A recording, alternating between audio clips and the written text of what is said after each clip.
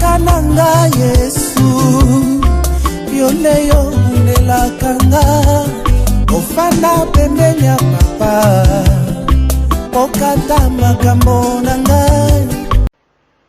Que ce monsieur de David s'est levé du ciel. Est-ce que vous comprenez? Donc il s'est levé du ciel.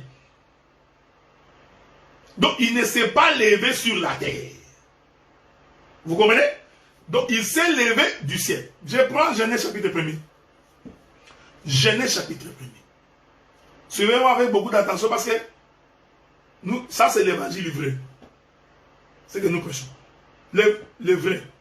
Qui peut te permettre de commencer à bien voir. Et si le Saint-Esprit t'aide, tu commenceras à bien voir clairement. Très clairement même.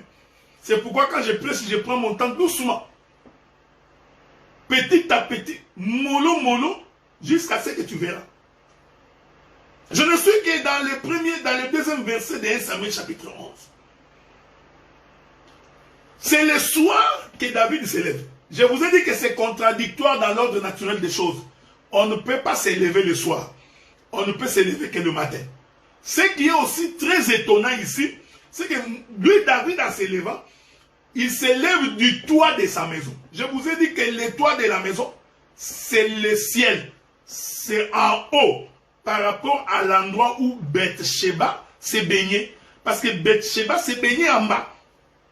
Donc Beth-Sheba était sur la terre, alors que lui, David, était au ciel. Donc il s'est levé du ciel. Donc les soirs ici, vous voyez l'évangile là? Les soirs ici, dans 2 Samuel chapitre 11, ces soirs-là, veut tout simplement dire le ciel. Il est merveilleux. Regardez maintenant. Genèse chapitre 1er. Genèse chapitre 1er. Parce qu'on ne peut pas s'élever au soir. On s'élève le matin. Donc, ce soir-là, suivez-moi bien, hein, attentivement. Parce que ce soir-là va représenter beaucoup de temps. Ce soir-là va d'abord par rapport au fait que David s'est levé. Ce soir-là représente le ciel. Ce soir-là représente le matin. Bon, suivez-moi bien. Genèse chapitre 1er. Je répète ça. Premier verset.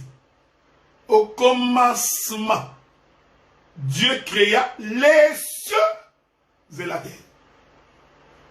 Célébrons le mariage des Écritures. L'homme quittera son père et sa mère et s'attachera à sa femme. Nous sommes en train de célébrer ce mariage-là maintenant. C'est 2 Samuel chapitre 11. C'est ça l'évangile éternel, frère. Le pourquoi de l'écriture. Quand est-ce que ça s'est passé? Comment la chose s'accomplit? Et quel est l'endroit que tu as utilisé pour attester de ce que tu veux? Là où tu as ramassé l'écriture. Maintenant, je viens vous trouver là où j'ai ramassé l'écriture. L'écriture pour confirmer que ce soir-là, c'était matin. J'aime ça. Au commencement, Dieu créa les cieux et la terre. Ah, donc au commencement, Dieu commence par là. J'aime ces choses, alléluia. Donc au commencement, Dieu créa les cieux et la terre. Au commencement ici, veut dire que Dieu vient de s'élever. Est-ce que vous me suivez? Donc ici, le commencement, Dieu vient de s'élever. Ouais, parce que quand quelqu'un s'élève, il vient de commencer. Voilà. Quand quelqu'un s'élève, c'est ça son commencement. Tu vois, quand tu dormais, tu étais mort. J'aime ces choses. Donc quand tu t'élèves, c'est le commencement. Donc vous comprenez ici, frère? Vous comprenez? C'est ça David qui s'élève. Mais vous allez voir que ce soir-là, c'était matin. Qu'est-ce qu'il fait? Au commencement, Dieu créa les cieux et la terre. Frère, nous mettons notre main à couper. Que pour comprendre cet évangile, Il faut labourer avec la génisse de Samson. Parce que ces choses cachent des mystères. Et ces choses sont très profondes pour un véritable enfant de Dieu.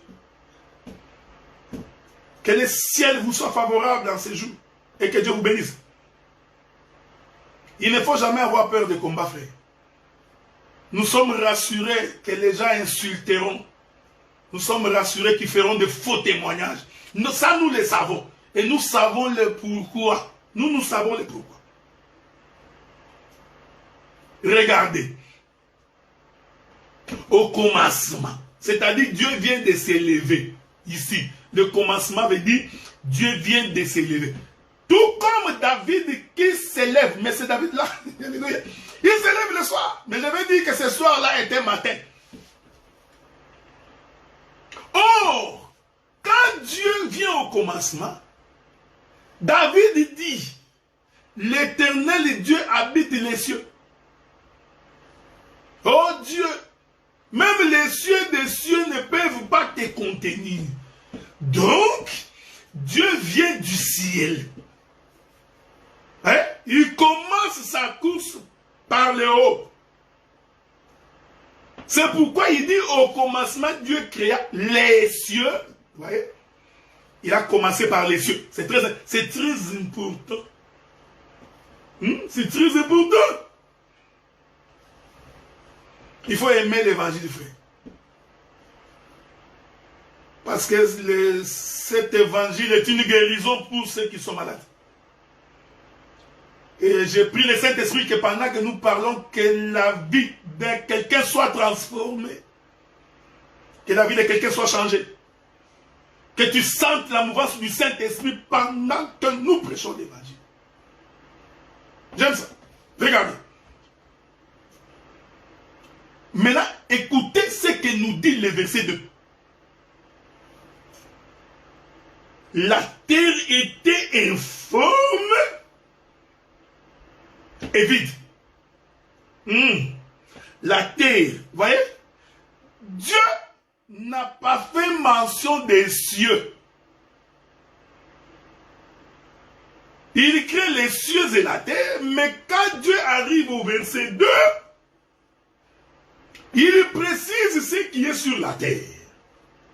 Il dit, la terre était informe et vide. Faites attention, parce que je vais virguler. Il y avait des ténèbres à la surface de la Bible. Et Moïse précise, l'Esprit de Dieu s'est mouvé au-dessus des eaux. J'aime ça. Ça là, tu n'as pas vu. Tu n'as pas vu. Je vais te donner les yeux pour que tu voies. Je te ramène. Je vais d'abord te ramener chez David. Je vous ai dit que David s'est levé dans l'écriture noire sur blanc. Les songes. Il se lève le soir. Il se promène du haut du toit de sa maison. Je vous ai dit que c'est contradictoire. Parce qu'on ne peut pas se lever le soir. Donc on se lève le matin. Je vous ai donné la précision que le toit de la maison par rapport aux positions où se trouvait Beth-Shaba, le toit de la maison c'est le haut, c'est le ciel. Donc Beth-Shaba était en bas. Il ne faut pas oublier ça. C'est un bagage qu'il faut prendre entre tes mains. Marche avec ça, frère. Parce que nous entrons dans la maison du roi où on fait du vin afin que tu puisses boire et t'enivrer. Nous t'emmenons pour que tu boives et que tu t'enivres. Regardez, regardez. Regardez. Quelque chose d'extraordinaire, on nous précise que la terre était informe et vide. Là, il n'y a pas de problème. Maintenant, deux points. Quel évangile. Voyez, frère, nous-mêmes les 2 points là. Faites attention. Il y avait des ténèbres à la surface de l'abîme. Oh, donc, s'il y avait des ténèbres à la surface de l'abîme, c'est que nous sommes le soir. Avez-vous remarqué? Avez-vous constaté ça? Parce que pour qu'il y ait ténèbres, il faut que le soleil ait couché. Suivez. J'explique pourquoi David s'élève le soir. L'élevé de David qui dit que David s'élève le soir, c'est cette portion de l'écriture qui dit il y avait des ténèbres à la surface de l'abîme, virgule, l'esprit de Dieu, cet esprit de Dieu là c'est David, hein? L'esprit de Dieu s'émouvait au-dessus des eaux. C'est ça David qui se promène sur le toit de sa maison. Avez-vous remarqué? Je vais répéter ça. Je vais répéter ça pour que tu digères. Pour que tu fasses une bonne digestion. Donc on peut te donner du thé avec de la tisane pour que tu digères bien. Donc, quand l'écriture dit que David s'est levé le soir, ce soir-là, je vous ai dit premièrement, explique la position de Dieu qui vient du ciel au commencement. Mais le même soir aussi détermine un temps. Quel est ce temps? C'est le temps où il n'y a que des ténèbres à la surface de l'abîme. Et la promenade de David là qui marche sur le toit de sa maison. C'est ça l'esprit de Dieu qui est en train de se mouvoir au-dessus des eaux. Remarquez, parce que l'esprit de l'Éternel qui se déplace là, c'est ça les regards de David qui voit Bathsheba. Remarquez cette chose. Je vais répéter. La Bible dit, prenons le verset 6 de Genèse chapitre 1er. Dieu dit qu'il y ait une étendue entre les eaux, qu'elle sépare les eaux d'avec les eaux. L'Éternel est bon. Il est merveilleux. Dieu fit l'étendue. Il sépara les eaux qui sont au-dessous de l'étendue d'avec les eaux qui sont au-dessus de l'étendue. Cela fut ainsi. Dieu appela l'étendue ciel. Il y eut un soir, il y eut un matin. Ce fut le deuxième jour. Verset 9. Dieu dit que les eaux qui sont au-dessous du ciel se rassemblent en un seul lieu et que le sec paraisse. Cela fut ainsi. Donc, en réalité, quand l'Esprit de Dieu s'est mouvé au-dessus des eaux, cet Esprit de Dieu était à la recherche de la terre, laquelle terre était sous l'eau. Il a fallu donc que Dieu dise aux eaux de se rassembler en un seul lieu afin de permettre à la terre de sortir. Donc, en réalité, l'Esprit de Dieu a appelé la terre. Est-ce que vous me suivez? Donc, l'Esprit de Dieu a dit à la terre, terre, sors des eaux. Alléluia. J'aime ces choses. Rentrons dans 2 Samuel chapitre 11. 2 Samuel chapitre 11. Je vais maintenant expliquer c'est quoi rassembler les eaux qui sont en dessous, en un seul lieu, et que les secs apparaissent. Hein? Que les secs apparaissent. J'explique ça maintenant dans 2 Samuel chapitre 11. Je prends le verset 3. J'aime ça. Le verset 3 dit ceci. David fit demander. Ah, vous voyez? Donc c'est David là qui est en train de faire demander. Il souffle un vent. Ça fait du bien. Ça fait du bien. David fit demander qui est cette femme? À qui est-ce que David a demandé? À qui? Tu vois c'est pourquoi nous disons, frère, l'évangile que nous portons, c'est l'évangile éternel, c'est l'évangile vrai. Parce que nous avons la réponse. Qui sont ces gens à qui David a posé la question? J'aime ces choses. Il est merveilleux. Nous avons les noms de ces personnes à qui David a demandé il a demandé quoi? Qui est donc cette femme? Tu vois, c'est ça le doctorat. Tu vois ce petit détail-là, tu passes pas. C'est pourquoi un docteur, il suffit qu'il soit concentré, attaché à la parole, craignant Dieu, il ne peut pas manquer de prédication. Je ne peux pas manquer de prédication. Faites attention, je ne peux pas. Je ne peux pas manquer de... Ici. On ne peut pas manquer. Regardez. Donc, David a demandé. Regardez. David lui fit demander qui est cette femme. On lui dit, n'est-ce pas Bathsheba, fille d'Eliam, femme d'Uri, l'Héthien. Regardez le verset 4. David envoya des gens pour aller la chercher. Et elle vint vers lui, coucha avec elle. Après s'être purifiée, elle se retourna dans sa maison. Donc, ici aussi, David a envoyé. Voilà. Donc, d'abord, il demande. Il pose la question. On lui répond. Ensuite, il envoie. Il dit, allez me chercher cette femme. Je rentre dans la création. J'aime ces choses. Rentrons dans la création.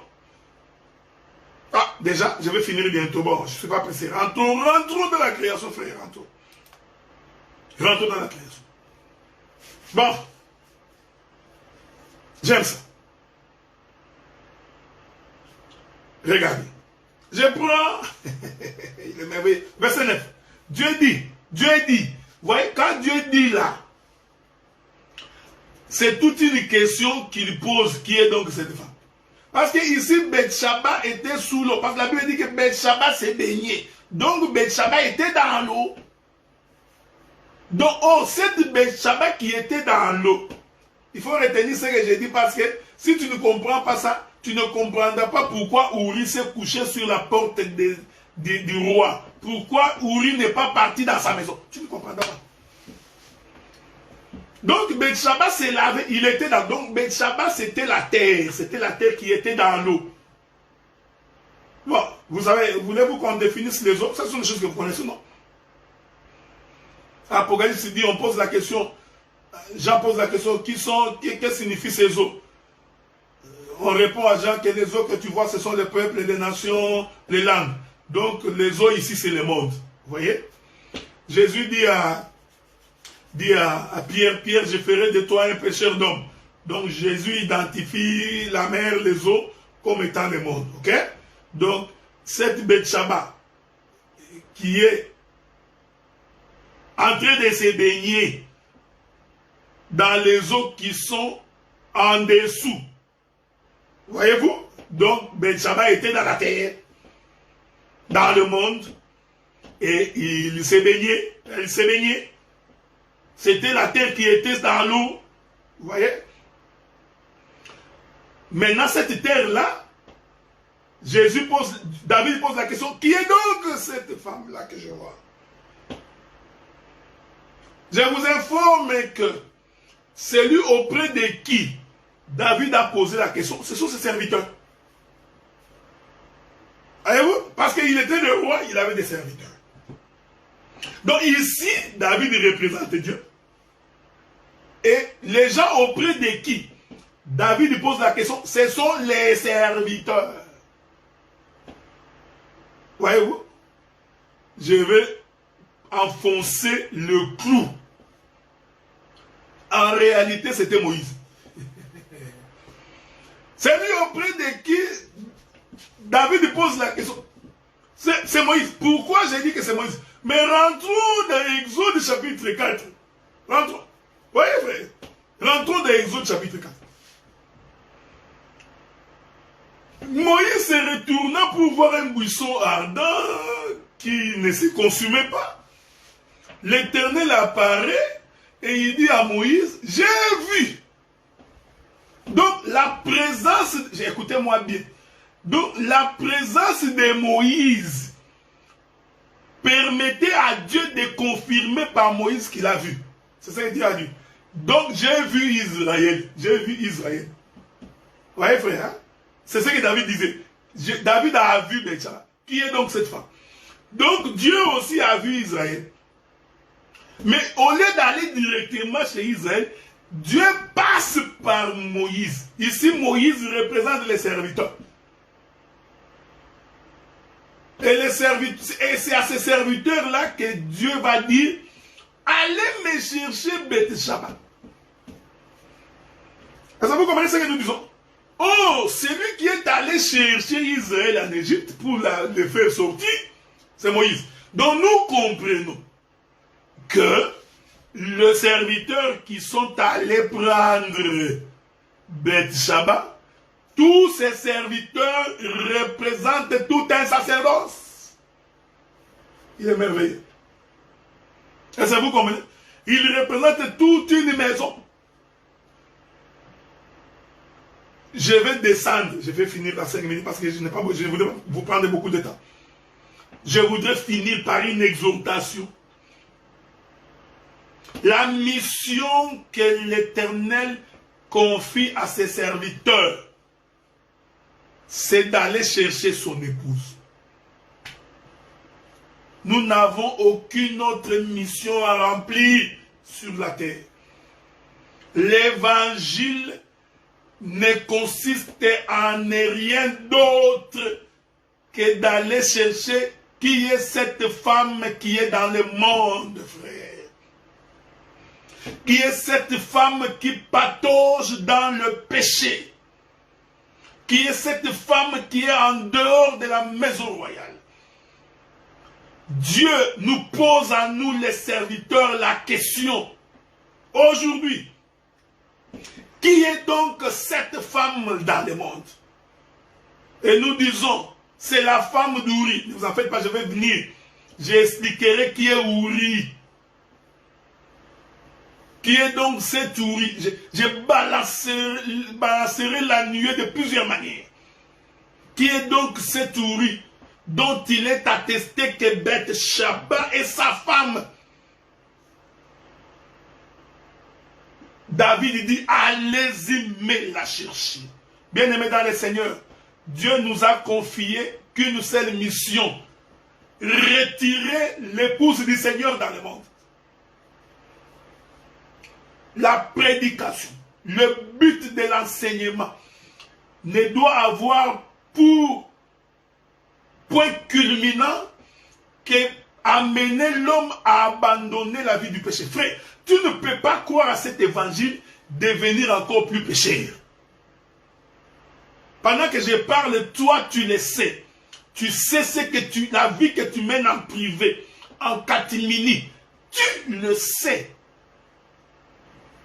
Mais tu tapes ta poitrine que moi j'ai Dieu. Tu le dis.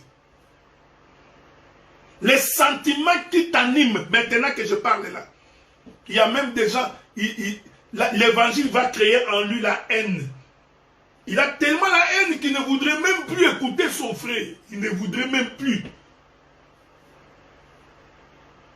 Il ne voudrait même plus écouter son frère. Quel est cet évangile qui a créé en toi la haine de ton frère? Est-ce que tu comprends ce que j'ai dit? Remarquez ce que j'ai dit, ce que la Bible dit. Quel est cet évangile qui crée en toi la haine? Ce texte-là, c'est toute la Bible. Donc, ici, le serviteur, auprès de qui Dieu pose la question, il représente tout un sacerdoce, c'est-à-dire c'est Moïse. Je vais expliquer que Moïse, c'est tous les prophètes. Moïse lui-même et tous les prophètes sont dans Moïse. Et le Seigneur demande, David pouvait aller lui-même prendre cette femme.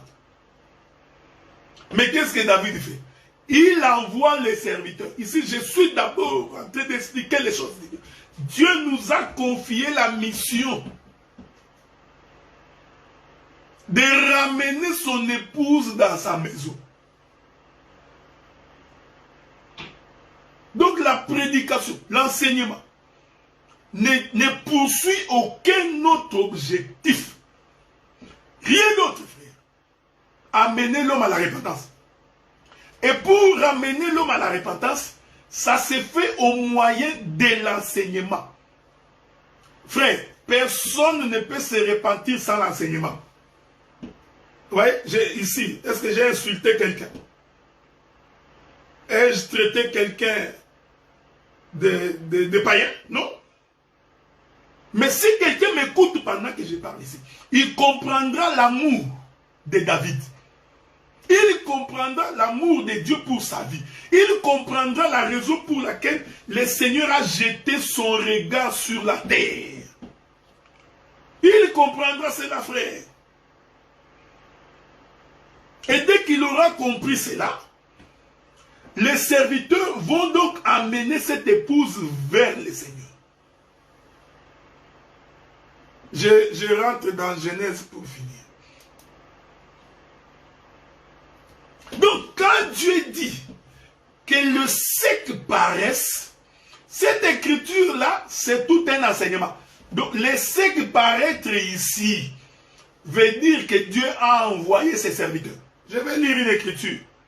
Lisons, parce que des fois quand je parle comme ça, tu dis que tu n'as pas compris. Vous voyez, le sec apparaître là, c'est l'envoi des serviteurs. Lisons l'écriture, frère. On va lire l'écriture.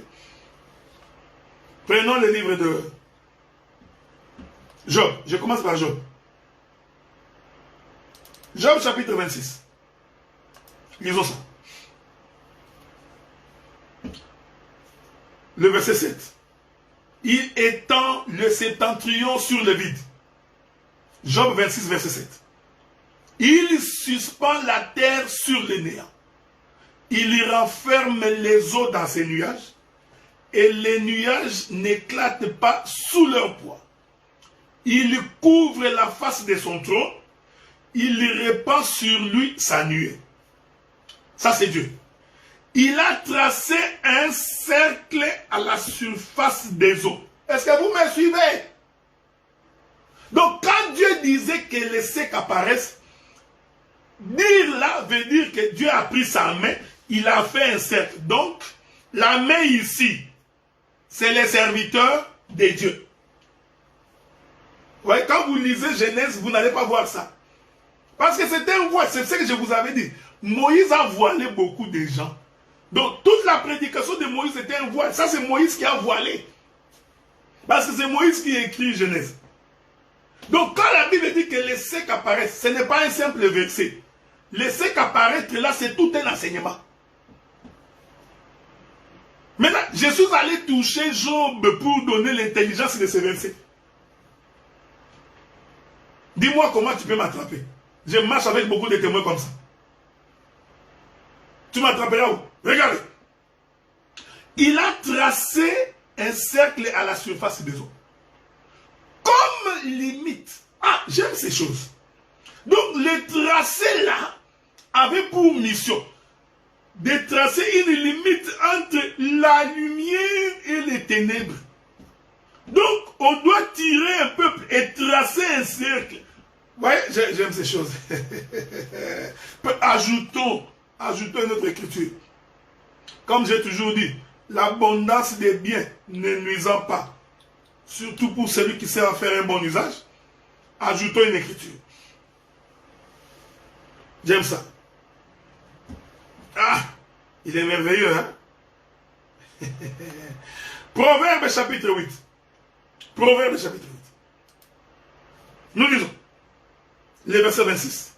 Il n'avait encore fait ni la terre, ni les campagnes, ni les premiers atomes de la poussière du monde. Lorsqu'il disposa les cieux, ça c'est Genèse chapitre 1er. Au commencement, Dieu créa les cieux et la terre. Vous savez bien. Il disposa les cieux. J'aime ça. Merveilleux. J'étais là. Lorsqu'il traça un cercle à la surface de l'abîme.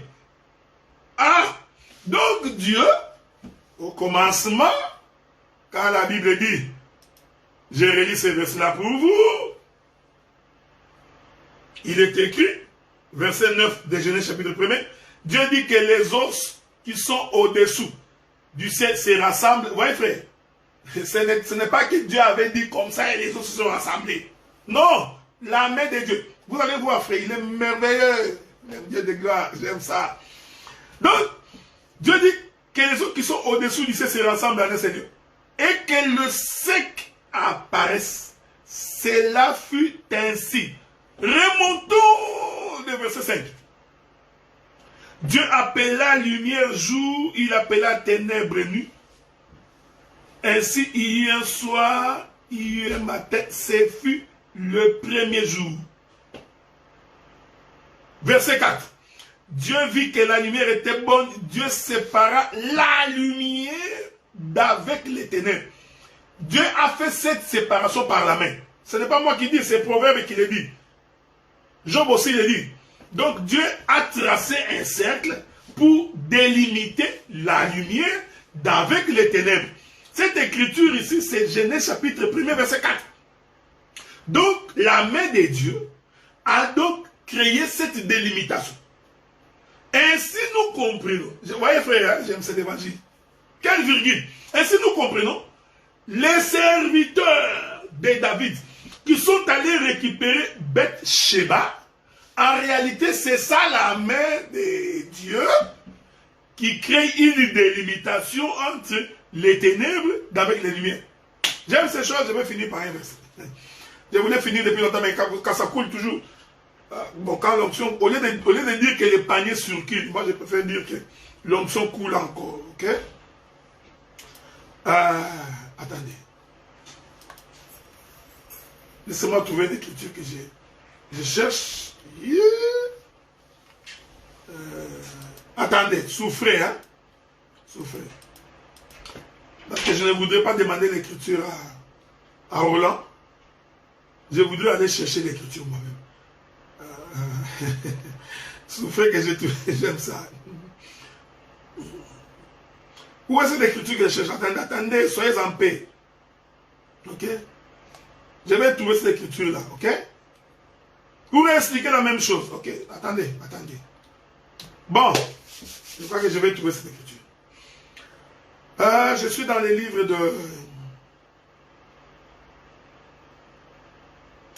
de Matthieu. Ah, pourquoi je... J'aime ça. Matthieu chapitre 14. C'est là qu'on finit, ça ne fait pas. Les versets allaient venir. Matthieu chapitre 14, ok? J'ai pris ce témoin pour confirmer que David qui s'élève le soir, c'est tout un temps. Regardez, frère, il est merveilleux. Je commence par le verset 22. Aussitôt après, il obligea les disciples à monter dans la barque et à passer avant lui de l'autre côté pendant qu'il renverrait la foule. Et quand il eut renvoyé, il monta sur la montagne pour prier à l'écart. Est-ce que vous me suivez? Jésus, il prend les disciples et il les met dans une barque. Il les renvoie dans la mer. Ah! Il est merveilleux, c'est Dieu. Il ne change jamais. Donc, il prend... Vous voyez? Je vais vous aider à comprendre ces choses. C'est tellement simple quand on a les Saint-Esprit. Ce n'est pas pour rien que Jésus a pris les disciples et après les avoir mis dans la barque. Il les envoie sur la mer. J'explique qu'au commencement, Dieu créa les cieux et la terre. Tu verras ça. Lorsqu'il envoie les gens, il envoie les disciples vers la mer. Ici, la mer, c'est les eaux d'en bas. Tout comme Beth-Sheba qui s'est lavé en bas. Qu'est-ce que Jésus fait? Vous avez remarqué? J'ai lu. Vous, amoureux de l'écriture, il dit ceci. Quand il y eut renvoyé, il monta sur la montagne. Ah, donc Jésus lui va au ciel. Il est merveilleux. Remarquez? Donc ici, Jésus répète. Il y a un soir, il répète au commencement, Dieu fit les cieux et la terre. Donc, il envoie les disciples en bas, lui monte au ciel. Parce que la Bible dit, il monta sur une montagne. Or, la montagne, c'est la position élevée par rapport à la terre. Pour prier à l'écart. Comme le soir étant venu. Vous voyez, frère, qui toque. Vous voyez? Je vous avais dit que David s'éleva le soir. Et je vous ai dit que s'élever là le soir, c'est la position de celui qui quitte le ciel Et je vous ai dit que ce soir-là, par rapport au ciel, il devient le matin. Il est merveilleux. Regardez, Jésus était sur la montagne, qui est la position élevée. Mais l'Écriture dit ceci. Comme le soir étant venu, donc, et qu'il était seul, donc le soir a trouvé Jésus sur la montagne. C'est ça David qui se lève au soir. Avez-vous remarqué? C'est ça David, il est sur la montagne, mais le soir arrive là. Donc, c'est à ce moment-là que Jésus commence la démarche. La barque déjà au milieu de la mer était battue par les flots, car le vent était contraire. À la 4e veille de la nuit, Jésus alla vers eux, marchant sur la mer. Vous voyez? Faites attention. C'est Jésus-là qui est en train de marcher sur la mer. C'est ça David qui se promène sur le toit de sa maison. Il est bon? Regardez. Quand les disciples les virent marcher sur la mer, ils furent troublés et dirent, c'est un fantôme. Dans leur frayeur, ils poussèrent des cris. Jésus leur dit aussitôt, rassurez-vous, c'est moi, n'ayez pas peur. Faites attention. Pierre lui répondit, faites attention, faites attention, faites attention. J'aime ça. Pierre lui répondit, Seigneur, si c'est toi, ordonne que j'aille vers toi sur les eaux. Ce qui n'est pas une mauvaise chose. Il dit, viens. Jusque-là, Jésus n'avait que parlé par la bouche. Il dit, viens. Que le sec apparaisse. Est-ce que vous me suivez? Suivez-moi bien attentivement. Parce qu'au commencement, Dieu n'a dit que le sec puisse apparaître. Mais je vous avais dit que c'est parler là, c'est toute une prédication. Regardez. Il dit, Jésus, j'étais où? Voilà. Pierre lui répondit, Seigneur, si c'est toi, ordonne que j'aille vers toi sur les eaux. Il dit, viens. Il a ordonné. Frère, ordonner là, c'est tout un sacerdoce. Parce que Dieu a donné ses ordonnances, ses commandements, sur la montagne d'Horeb par Moïse. Est-ce que vous me suivez? Quand Jésus ordonne, quand Pierre avait dit ordonne, quand Pierre demandait que Jésus ordonne, en réalité, c'était tout un sacerdoce. C'est le sacerdoce d'ordonner. C'est le sacerdoce des commandements. Ordonne. Dieu a donné des ordonnances et des commandements. J'ai prescrit mes ordonnances à ces peuples. Vous voyez? Donc, quelqu'un qui reçoit le sacerdoce de Moïse peut avoir l'impression qu'il marche sur les eaux. Oh, tu vois? Tu auras l'impression. C'est ce qui est arrivé à Pierre. Pierre a eu l'impression, parce que Dieu avait ordonné, il commence à marcher. Donc, bien aimé, il y a des gens qui ont l'impression, ils ne comprennent pas que ce sont des prédicateurs de Moïse. Donc, ordonner ici, c'est Moïse. C'est Moïse. Quand Jésus avait dit, viens, là, depuis le matin, j'ai envoyé mes serviteurs pour aller me chercher la femme. Viens là. C'est tout un sacerdoce. L'Écriture dit, regardez. C'est quand même étonnant. Parce que c'est Jésus qui avait dit, viens. Mais la Bible dit ceci.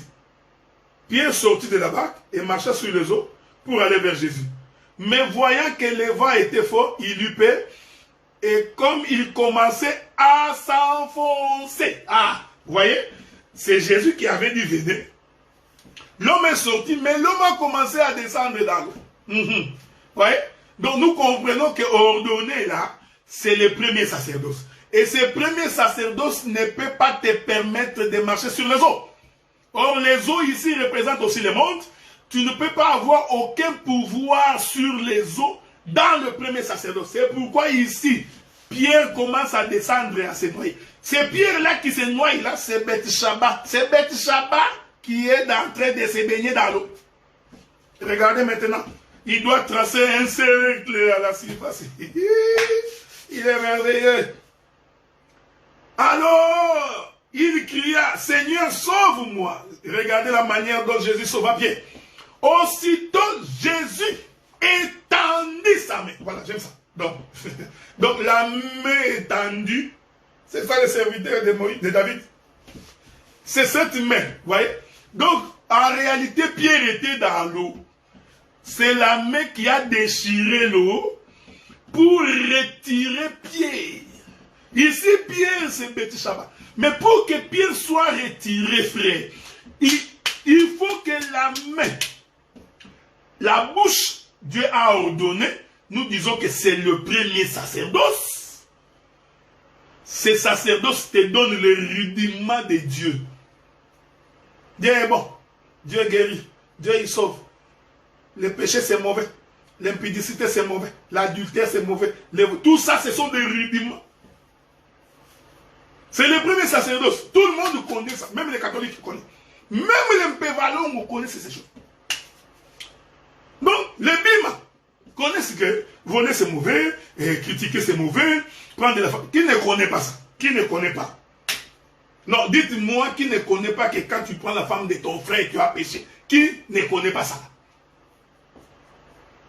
Même Zamiampung connaît. Même nos frères, tout le monde connaît. Personne n'ignore ces choses. C'est ça le premier sacerdoce. Ça ne sauve pas. Tu auras l'impression que tu es sorti, mais tu vas te rendre compte plus tard que tu es en train de plonger. Tu es en train d'être englouti par le monde. C'est pourquoi tu as besoin de crier, Seigneur, sauve-moi. Et la main, cette main, il est merveilleux, Père de gloire. Ainsi, cette main-là, la main-là, c'est ça les serviteurs qui sont allés chercher Bethsheba. Que le Seigneur vous bénisse. Hein? J'ai parlé pendant 1h30, je m'excuse beaucoup, je pensais pouvoir parler 1 heure, mais le Seigneur nous a amenés dans les labyrinthes de Salomon. Et nous allons donc finir ici pour aujourd'hui, qui est la première partie de notre intervention sur Uri qui se couche devant la maison royale. Le samedi prochain, Dieu aidant, nous reviendrons encore pour pouvoir parler de ces choses. Que la paix du Seigneur soit avec vous. Que Dieu vous bénisse alors. Hein? Donc, et qu'il vous garde.